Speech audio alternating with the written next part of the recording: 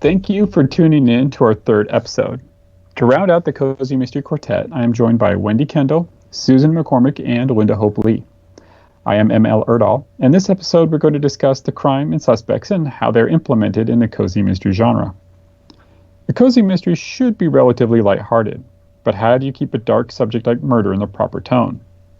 The first step is typically to have the crime happen off-scene. The protagonist can stumble upon the body or hear about it from other characters. This spares the reader from experiencing the act itself. Furthermore, this isn't CSI. The main character of a cozy is an amateur sleuth and doesn't have access to police resources. Therefore, they don't need to sift through gruesome murder scenes looking for clues. If you start going into grisly details or forensic procedures, you are venturing towards the hard-boiled or police procedural genres. The suspects, on the other hand, are typically unlikable human beings. Their motivations for murder typically fall under the 4 L's: love, lust, loathing, and loot. Without giving away the murder of my book, I brought all 4 motives into play. The victim, tidily killed off-screen in a snowstorm, is the philandering owner of an architectural firm. Despite being well known for his predatory behavior, his wife loves him, but has she finally had enough? His staff despises him and seek to take over his extremely successful firm. Could they have seized upon a chance to be rid of him? It is up to my main character, Crystal Rainey, to delve into their motives, opportunities, and alibis. Did you notice how I succinctly skipped over the murder scene? That is how many cozy mysteries handle the situation. The murder is over and done with in the first part of the story, because the fun of these books is pursuing and solving the crime, not dwelling on the macabre act that set the entire story in motion. Wendy, could you tell me how you handle this murder and suspects and cat out of the bag? Yes, Michael. And in Winter Takes All, I enjoyed meeting each of your suspects. Especially in contemporary cozy mysteries, I'm a firm believer in the murder or crime happening on page 1, or as close as possible to it. I want to give readers as much time as I can doing what they enjoy most, finding clues, pondering suspects, and puzzling out who did it and why. A cozy mystery is very much a study in human nature. Several characters may have motive, means, opportunity, but who has the character flaw that pushes them to murder? Readers are savvy at analyzing an author's characters, and cozy mysteries provide many glimpses into suspects' lives. Characters are viewed through their actions, what they say, and from what other characters say about them. But then, that's how other characters view suspects. Is that reliable? Discerning readers must decide. What a character says about another character can be very revealing about the character that's talking. Maybe it's a lie to throw suspicion off themselves or to hide other secrets not related to the mystery. Everyone has secrets. It's all part of the mystery of human nature. And at the end, a cozy mystery provides 2 things we don't often get in life: the reason why and justice. In Cat Out of the Bag, Catherine Watson's friend and mayor of Bayside, Brenda Durling, is murdered at the Purse Museum Gala, a life stolen. Catherine learns a lot about her friend Brenda after her death. In Chapter 4, Catherine picked up her cell that had fallen out onto her desk when she'd slammed down her clutch. She started looking at pictures she'd taken at the party. She studied a picture of Jim, one of the city council members. He was talking with Brenda.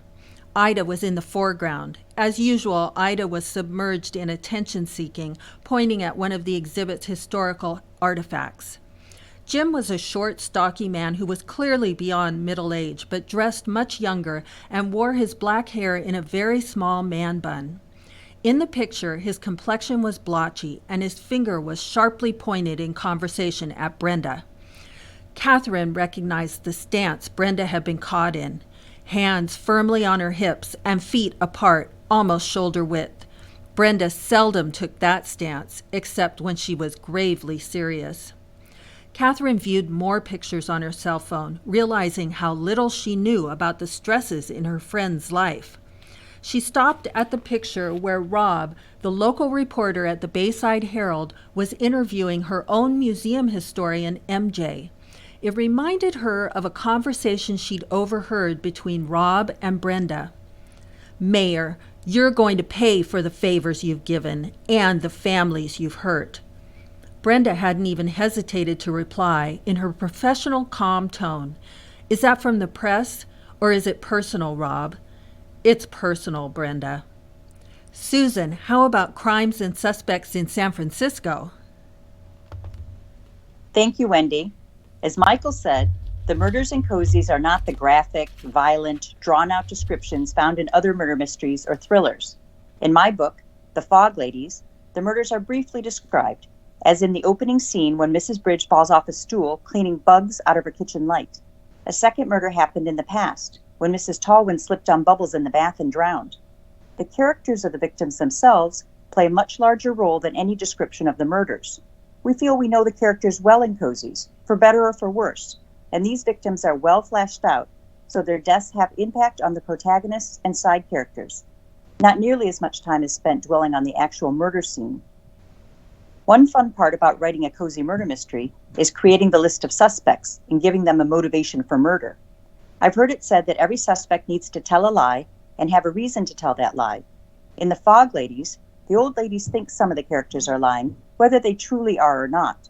In some cases, the suspects are not outright lying, but hiding something, omitting details, and the ladies get confused. The ladies discover that Rick Adams, the handsome pilot, has a career-ending secret. Is that what he is hiding? Tommy the handyman has new jewelry and keys to all the apartments. Did he steal from the dead tenants? Where else would he get the money? Other suspects have nastier reasons to kill. Big Owen, the ne'er-do-well teen parent of baby Owen, has an ugly grudge against the ladies and has threatened more than one of them. Mr. Glenn blames the ladies for his wife's untimely death. How much does he hate them? Enough for murder? As Wendy said, all suspects have secrets, but usually only one is a killer. While I enjoyed creating my cast of characters, after writing the first draft of my book, I realized I didn't have enough suspects, only the killer plus 2. So in the second draft, I had to turn perfectly innocent people into potential killers. That was actually quite fun as well.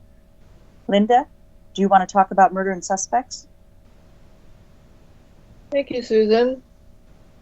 Before attempting to solve the case, the sleuth must have a strong motivation for becoming involved. In my book, Murder Between the Pages, the victim is Nina's good friend, bookstore owner Wildine Bergman. Another close friend, romance writer Zelma Duke, is the prime suspect. She asks Nina to help prove her innocence. Out of loyalty and friendship, and her own belief in Zelma, Nina agrees. So, she's strongly motivated to enter into what may be, and of course turn out to be, dangerous situations. In establishing the suspects, I provide motivation to indicate that any one of them could have committed the crime. Here are just 2 examples of the prime 5 suspects and their motives. Wildine's estranged husband, Josh, is angry because Wildine won't give him a divorce. Patty Hamilton, Josh's girlfriend, would love to have Wildine out of the way so that she and Josh can marry. Motivation strong enough for murder? It's Nina's job to find out. Opportunity is important to establish as well. A character may have motivation to commit the crime, but have been nowhere near the scene at the time the crime was committed. Clues are an important part of a mystery, and especially of a cozy. In a cozy, readers often want to solve the mystery along with the sleuth. I like to provide clues that indicate any one of the suspects could have committed the crime. Part of the fun in providing clues for the sleuth is to include red herrings. A red herring is a clue intended to be misleading or distracting. Again, the reader can play along, guessing which clues are real and which are false. At the end of the story, Nina discovers the one real clue that reveals the killer, or She might put together several clues in a new way to indicate the culprit. However she solves the crime, I want the reader to say, "Okay, I remember that clue," or "Yes, I see how those clues clinch the deal." In a mystery, the crime, often a murder, is of course a serious matter, and yet a cozy may include humor. In the next episode, we'll discuss this element of humor and how it can affect the story. Don't forget to subscribe so you don't miss it.